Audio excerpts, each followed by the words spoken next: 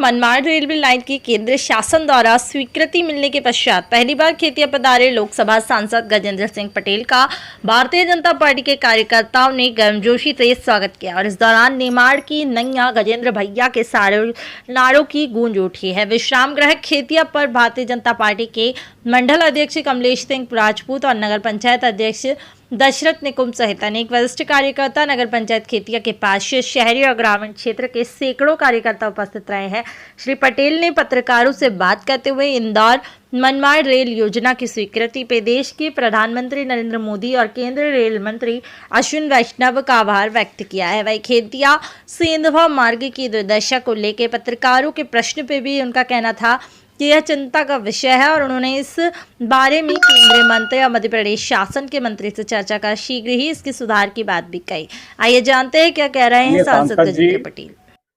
आपकी देन है इस निमाड़ क्षेत्र को मनमाड़ रेलवे लाइन इस संबंध में अपनी बात बता रहे हैं। सबसे पहले मैं देश के यशस्वी प्रधानमंत्री आदरणीय नरेंद्र मोदी जी का और हमारे केंद्रीय रेलवे मंत्री आदरणीय अश्विनी वैष्णव जी का पूरे क्षेत्र की जनता की ओर से तहे दिल से आभार व्यक्त करता हूं कि इन्होंने 105 साल पुरानी इंदौर मनमाड़ रेल परियोजना, जिसके लिए स्वर्गीय रामेश्वर पाटीदार जी ने, स्वर्गीय रामचंद्र विट्ठल बड़े जी जैसे अनेक भारतीय जनता पार्टी के लोगों ने कई बार मेहनत करके इस परियोजना को स्वीकृत करने की मांग भी की और कई डेलीगेशन लेकर इसको स्वीकृत करने के लिए आह्वान भी किया। और निश्चित तौर पर 2019 के लोकसभा के चुनाव के बाद मैं सतत ऐसे पूर्वजों के आशीर्वाद के बाद, जनता के आशीर्वाद और हिम्मत के कारण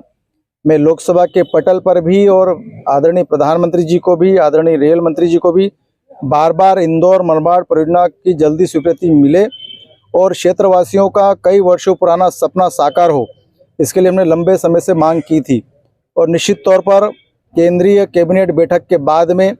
इस परियोजना में 18,000 करोड़ रुपए से ज़्यादा से लागत बनने वाली 309 किलोमीटर की यह रेल परियोजना की स्वीकृति दी गई है, जिसमें भूमि अधिग्रहण से लेकर इस इंफ्रास्ट्रक्चर के निर्माण को लेकर नर्मदा के ब्रिज पर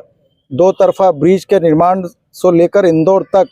यह परियोजना निर्मित होगी और 2028-29 तक यह रेल शुरू हो जाएगी, जिसका लाभ मेरे क्षेत्रवासियों में उद्योग को लेकर, रोजगार को लेकर और हमारे आवागमन को लेकर, व्यापार उद्योग के साथ में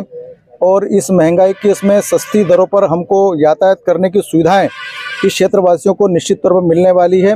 कांग्रेस ने झूठ बोलकर कई बार इस जनता से भ्रम के माध्यम से वोट लिए हैं। भारतीय जनता पार्टी ने जो वादा किया था कि देश के प्रधानमंत्री 2047 तक हर क्षेत्र में विकसित भारत बनाने का जो सपना था, उसको साकार करने की पहली पहल यह स्वीकृति दी। और मैं निश्चित तौर पर पूरे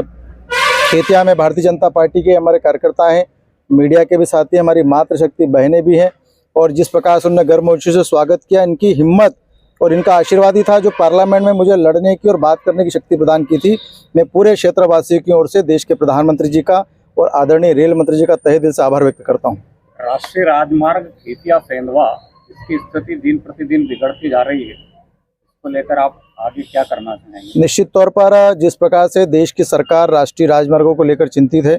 आपने देखा है कि इंदौर मुंबई मार्ग देखिए आप, पूरे देश भर को चतुर्भुज योजना के माध्यम से जोड़ने के लिए इंफ्रास्ट्रक्चर के आधार पर चतुर्भुज रोड योजना चालू की गई, इसलिए रोडों की चिंता देश की सरकार कर रही है। और निश्चित तौर पर आपने जो खेतिया वाली रोड के बारे में जो कहा है वो निश्चित तौर पर चिंता का विषय, और मैं इस बात को हमारे केंद्रीय और राज्य सरकार के मंत्रियों से बात करूंगा। इस मामले में हमारी सरकार ने पिछले 10 साल में जितना अच्छा काम किया उसके पहले कोई सरकार ने किया है, और इस बात का भी विश्वास है कि इसके पहले भी यही मार्ग का निर्माण भी भारतीय जनता पार्टी की सरकार में ही हुआ था और आगे में भी इस प्रकार के कई रोडों की मरम्मत और निर्माण का काम भारतीय जनता पार्टी की सरकार करेगी।